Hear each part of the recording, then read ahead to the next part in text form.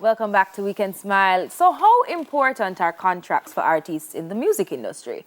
Well, joining us this morning to share his expertise is none other than attorney at law, Ewan Simpson. Hi, Ewan. How are you? I'm good.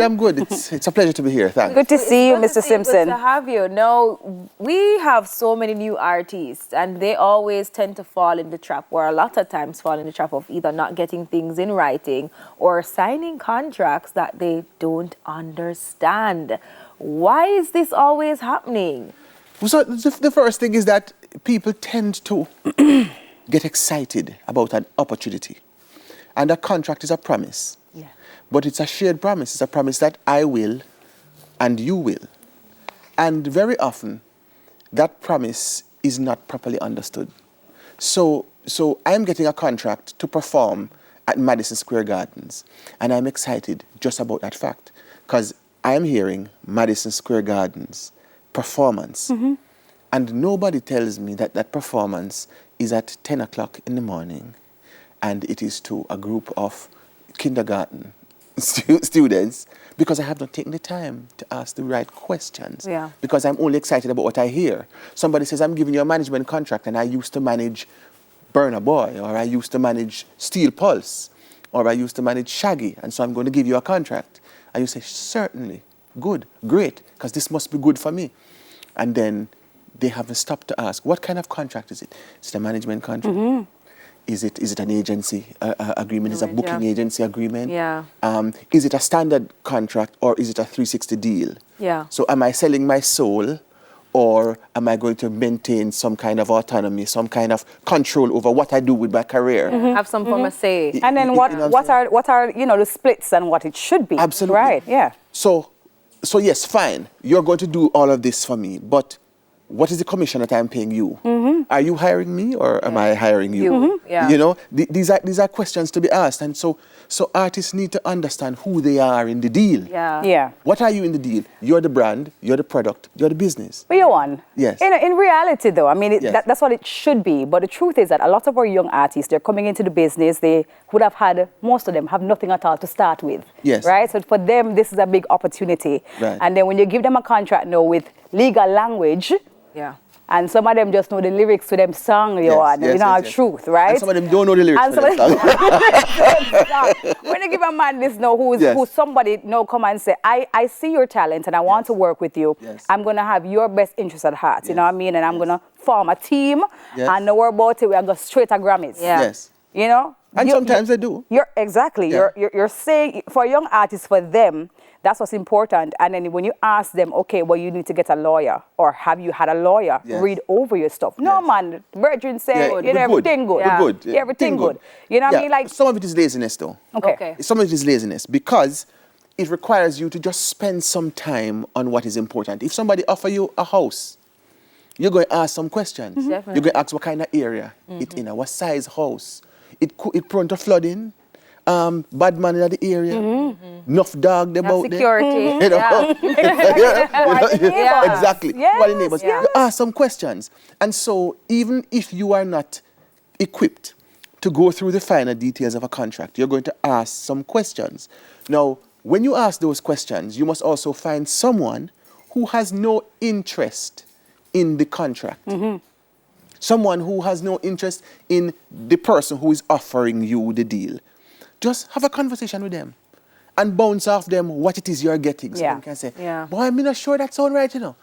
But me know somebody who you can talk to, Yeah. right? Mm-hmm. Yeah. Because one of the things is that it has always been said and long been said in Jamaica, we don't really have no entertainment lawyers in Jamaica. all the and it is time. not true. That's very true. Or, there's a small amount of them and them very expensive. And, yes, or they must say all of them work, all of them click up with them one another. Yeah. And the truth is that, I'll give you a quick example.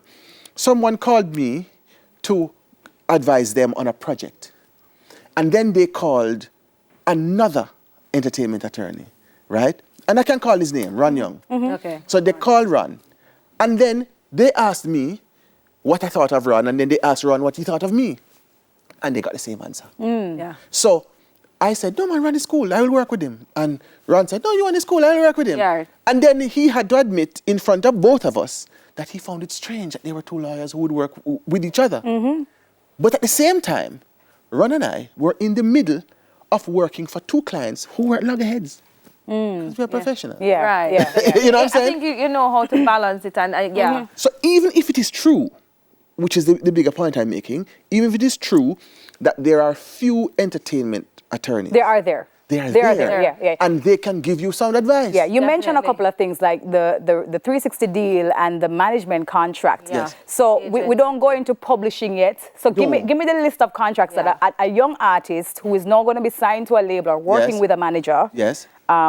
should be asking for. So first, the management agreement. Yeah. Good? First, the management agreement. Who is acting on your behalf? Or an agency agreement, because they might not be a manager, but they may be seeking deals and shopping deals on your behalf. What is going to be in all of that? After that, you're going to talk about a recording deal. You may want to talk about distribution arrangements. Depending on what you do as the artist, because you may be a writer. Yeah. You may also be talking about copyright contracts when it comes down to writing for other people and all of that are options for you. Then you want to talk about things like, if we're talking about brand and branding. Yeah, image, likeness. Then that's a whole other side of discussion. Definitely. Because you're going to people say, okay, fine, come, you look good, you sound good, you whatever, you have a vibe. All right, come and be a brand ambassador. So then that's that, and with a whole set of issues that go along with that. And a particular term called in perpetuity that pops up, and people don't understand what that means. It just looks like a pretty word. Yes, it sounds nice. Perpetuity sounds more like something that is going to become pretty. Yes. But then doesn't. And it means what exactly? It means forever and a. Right. It means for as long as. Right. So we have to look out for these little things. We have to look out for issues of exclusivity. Yeah. So is this an exclusive arrangement, which means that you are entirely bound to this arrangement and no other similar arrangement? Is there anything that is addressing what happens when the contract ends? Yeah. We call sunset clauses. Yes. So when the contract done, are you still bound by anything? But even First right of refusal. or even by a certain time period after it has ended. Because a lot of people don't know that sometimes a contract ends and you still have to be paying people. Yeah. Even in management contracts, there are sunset clauses. Yeah. So we have to know these things. Yeah, I mean, there is also a statement that says verbal agreements complicate transactions because they have the appearance, but seldom the reality of an agreement.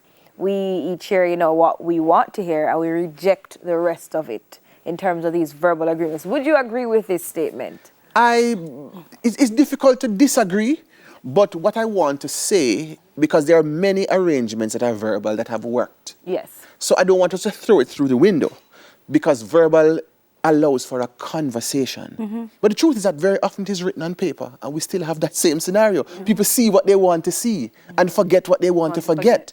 You know what I'm saying? So verbal agreements, however, we should try as far as possible to limit them or to use them as preliminary. So if you want to test the waters with a manager, for example, you have a verbal agreement.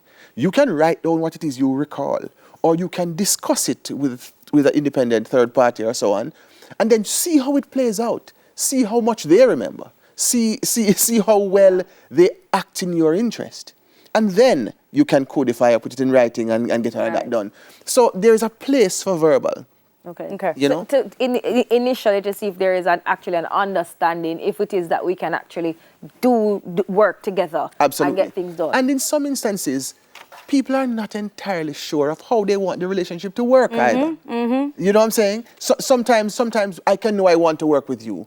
I'm not sure if I want to do a 360 deal because I'm not sure how much I want to invest on that side of your, of your career. But I know that I like your work, and I don't know if I want to be responsible for your production as well as XYZ. Yeah. But let's start something. Let's work towards something. There's so much.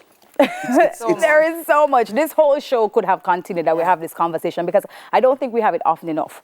But Indeed. And if anybody would like to reach out to you, Ewan, for representation, etc., Well, I have to be careful how I advertise because I work for the government. You see. Okay, so but the truth is that, but the truth is that no, even in my capacity as chairman of Jaria, right, where we give advice and so on, people can find me through Jaria. And that's a good place to come to as an artist. It's a very good space. Because Jaria is there, and we had a very good general meeting the other night.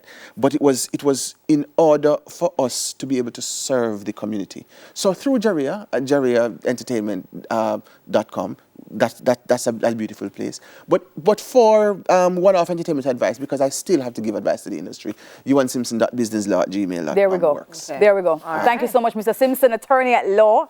Ewan Simpson there chiming in and giving us some good, valuable information. I hope you got some information right there, right? Write it down and so. Yeah. It's time for a break. We'll soon come back.